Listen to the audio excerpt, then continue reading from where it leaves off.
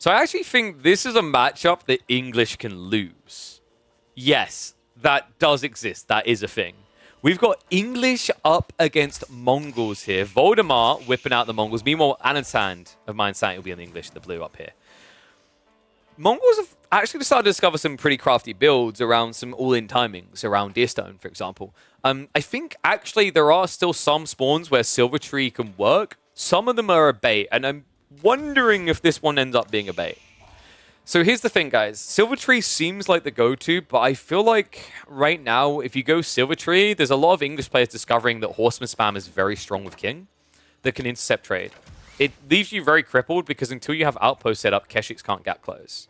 So I'm hoping Voldemar's looking for kind of an all-in Deerstone timing because I think that is actually very, very powerful in this particular matchup. Especially with Anatand's spawn, right? He got Ford spawn gold, deer options aren't there. Then again, he doesn't care about that. I feel like his resources kind of grief him for nice farm placements as well long term. So that could be something that maybe Voldy exploits.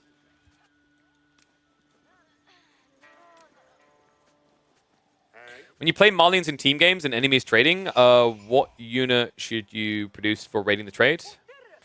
Probably Sofas. Sofas are one of the best units. If you can't win a fight if someone turns up, Musafadi because they can stealth in. But team games are bigger, right? So it's harder to stealth in because usually stealth runs out. Sofas are always a solid shout because if you're going melee units against traders, you want something that is obviously fast, but you also want something that hits hard. If you go Musafadi, for example, their damage is like half and they're slower. Reddit says to trade against English. It depends on like their build, right? Like I think genuinely, if you see that the English are going for 2 TC, you can get away with it. But if the English, for example, don't move to stone and they start spamming horsemen, like trade just dies, right? And here's the Silver Tree. So Voldemar nibbling at it. It's a good trade route. Like it is actually a good trade route.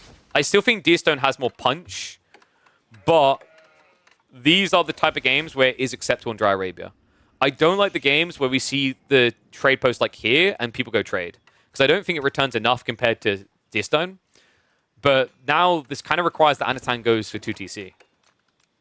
Hasn't moved across the stone just yet. But admittedly, we usually see a lot of people wait to go stone until after they've teched up. Abbey of Kings is already going to be a nuisance. So basically, the opening play for Voldy should be a stables drop into Keshiks. And that will deny the king. Like, 2 Keshiks should be able to keep the king at bay. If it starts pumping horsemen, then we have a problem. Does 2TC Mongol ever make sense? I want it to, but currently with the way that the resources are formatted, it kind of just doesn't. It's 900 resources, right? But that's kind of insane. When you consider other Civs pay 750. That's a huge difference. So your timing just feels a lot worse. And dude, Anatan with the right read. This is where Silver Tree kills you. Ah, he's so good at reacting to the game. This is my worry, right? Like, if this was 2TC, the whole logic that what was that? Someone was saying Reddit says well, I should go like 2TC trade. That's the matchup. Yeah, it makes sense. When it's Horseman, the trade doesn't make sense anymore. I almost feel like Voldemar would be better served just not trying to pump traders here.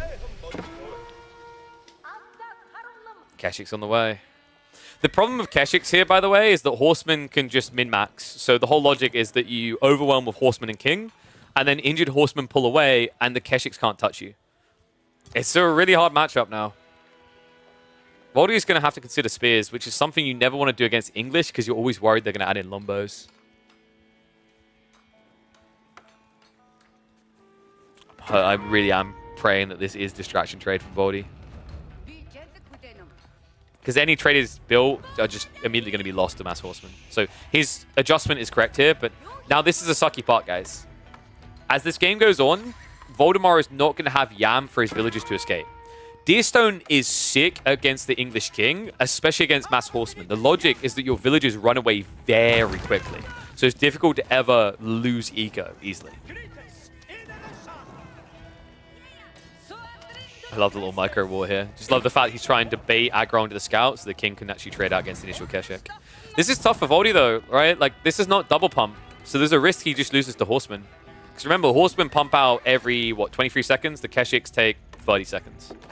Once Anatan adds in a second stables, this game gets scary.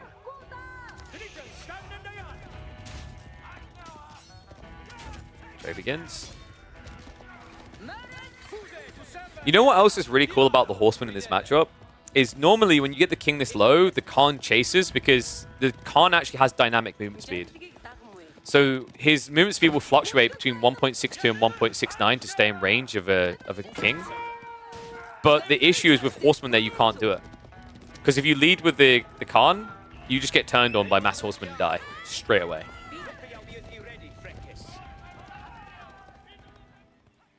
Still only one stable for Anatan. Yeah, really surprised by that. I definitely think he could afford double stable at this point, but it's because he's choosing to add in farms instead of going to the deer next to him, right? This is just a depressing game, man. Like, you're playing as Mongols and you're sitting on 500 stone. If he ever breaks out of this, he has a really strong surge point. But step one is this. I love this from Voldemar. You can't fight the mass directly, so you need to cut reinforcements. Unfortunately, at 1.88 movement speed, it kind of puts you at disadvantage. This has been so goddamn annoying. So I was playing this like big small game mode the other day on Overwatch where, you know, as you kill people, you get bigger, right? And you get chunky, you do more damage. And this kind of feels like that where, you know, these guys here are level 1. These guys are like level 3. They can't catch them. They're always just getting ran away from by these little rats. Oh, that's a good pincher. Remember, the damage done here really does escalate because Voldemar needs a sustained fight to heal up. He's just not going to get that. Outpost now on the way from Voldy. This is a big deal. Nice repairing time on the Uvu. He could try moving the stables out now. I think that's actually what he needs. Yeah, first one on the way. In fact, you go both, right? Because you can get 4 Keshiks out rapidly. Anatan, meanwhile, was being greedy. Guys, check this. Oh, wow. Yeah, so he's just going Raxes now to go fast castle, right? That's interesting, because usually when English play a very long feudal age, if they get up to 3.5 farm clusters, they naturally float resources while building an army. So they end up in castle. So he's kind of going for this bait and switch, where Voldemar is one-dimensional with his comp, and then Anatan can just defend with spears while aging up. And then Voldemar has nothing, right? Like, he doesn't have any trade. He'll just have a bunch of Keshiks and no economy scaling. That's sick. Well played. I thought he might try to just bulk mass horsemen, but I guess it has a point of diminishing returns. Like, when you're about 12 horsemen deep, the fights get weird because you tend to body block yourself, while Keshiks are space efficient, right?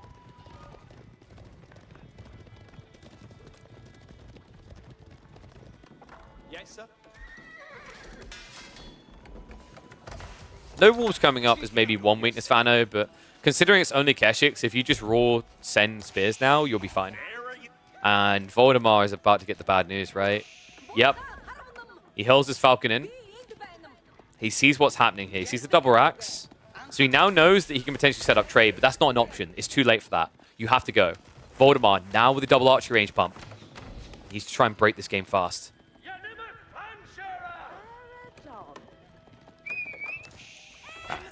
Falcon is so damn good.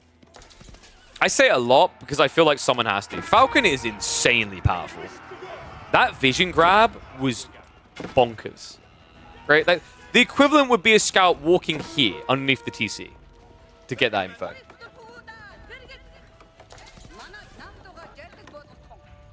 The Horseman Raid coming in. Does actually chip some eco kills, so well played there actually, Anatan. Now one villager ahead. And I think Anno did scout out when he dove in there, right? Maybe. The scout is at home, right? It seems probable that he would have seen the archers. He at least saw the blacksmith rubble being built, right? That's really important. If you see blacksmiths, you know your opponent is all in at this stage. So you need to be a little bit careful about whether you just rush a tech up or not. And yes, the eco count does include traders, of which there are a grand total of none. Yeah, Anatan was worried about that. So Voldemar made the right choice. Like, Voldy's actually playing this correctly. It's very hard, but you know, it's very hard even when you do it right to get this win this way. But this is the correct approach. Your goal here is to get enough archers to catch Anatand as he techs up and permanently block it.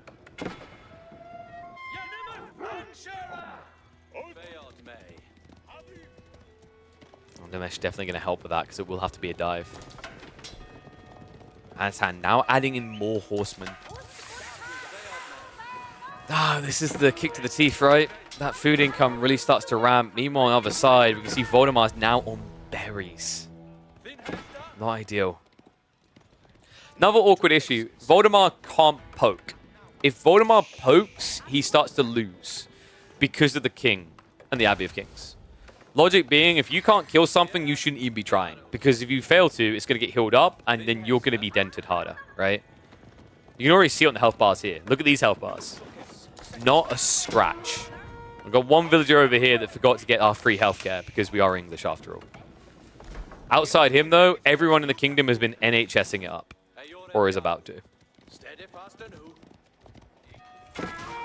Dive in. Anatand, a little bit slow to react here. Nice chip damage. Voldemar now with a 2 eco lead. Yeah, a little bit of a slip up there. Looks like Anatand was busy maybe focusing on, what, the scout and the Keshik? It's the kind of slip up you can't really afford here, though. Charge out. Oh, archers get revealed, but horsemen are still here. King is leading the way as well. Archers need to actually micro onto the spearmen. Anatand, is he aiming to shove this far enough away to cover the tech up? It looks like it. Mass is big. Horsemen are now arriving though, which means the archers are going to get sacrificed. The spearman mass is just so obnoxiously big here. I feel like Voldemar kind of skipped on archer production a bit. Maybe a bit too much Keshik focus because this is not enough to break in. Anatand now is going to tech up. Dude, this is a free game from here. It should be. King's Pass, like, you might be wondering, is this not a throw? White Tower seems like a necessity here. It's not because of what Voldemar just revealed. His archer mass is way too low, way too fragile to do anything. So Anatand can get away with this greed because if Voldemar sends it into his base, the spearman will last too long. It's such a smart read. If Anatand hadn't done that dive out, he would have had to have gone White Tower.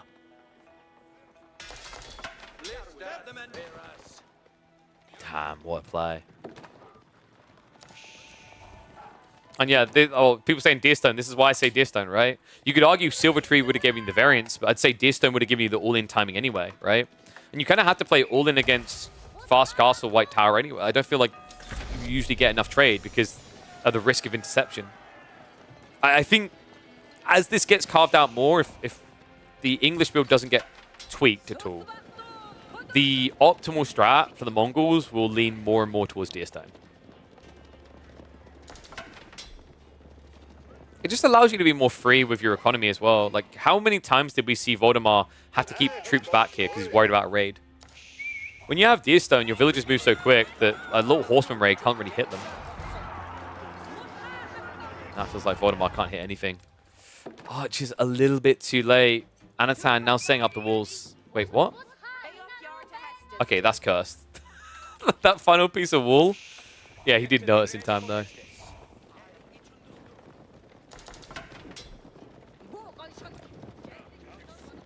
Now, people probably looking at the spearman count thinking it's dumb that that just works, but in fairness, if your opponent is going to be one-dimensional, you do get to be one-dimensional too. Nice, now being queued up out the stables as well. Trade is still at a grand total of none. Oh, as soon as I say that, we have now got traders being queued up. King, oh my god. Like, that's what you get for trying to beat up the neighborhood's favorite kid, man. Like, chill, chill. We'll just play fighting. Meanwhile, Horseman now raiding around the back. Wheelbarrow isn't in, so this could easily be a villager kill. And also the idle eco at a critical time when Voldemar is trying to tech up. Still needs a little bit more gold, actually. If Anatand realizes it just keeps coming back here, I don't know how Voldy gets away with this. Like, once again, it's Deerstone logic, right? If there was a Deerstone, you build an outpost here. These villagers can just come and go as they please. They don't really care that much. Without it, you just feel very exposed. Step readout now in the way. This is how I define as the worst build to have to do as the Mongols. Having to go Silver Tree into step readout has never, ever felt good. I'm pretty confident in that statement. You would struggle to find a game where post-analysis, the Mongol player went, that was a good build. Because they're meant to fulfill the same role, right? The fact you have to go step readout tells you that the Silver Tree failed. Killing blow on the west side here. Mass Spearman, the horseman moving in. There is a rope slipping around Voldemar's neck right now. King's Palace just escalating the problem further. King, even able to just stand his ground up against the Keshiks here. I mean, this is just annoying, right? Like, you've got Feudal Age Keshiks up against armor-clad men-at-arms, potentially. Yeah, it's coming in now. He already has this +2 ranged armor as well, so he's ready to dive hard.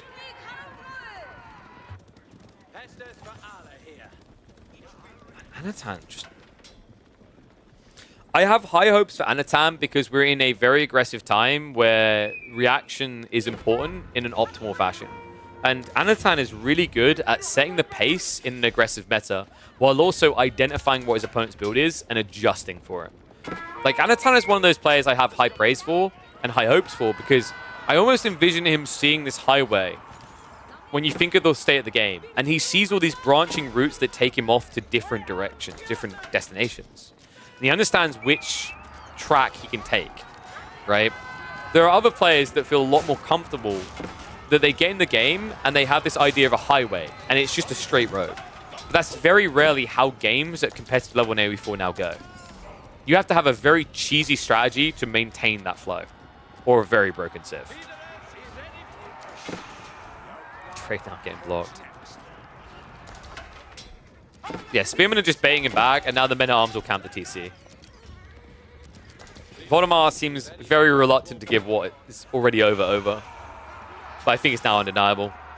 Spearmen go in. GG gets called poetically as the Khan goes down.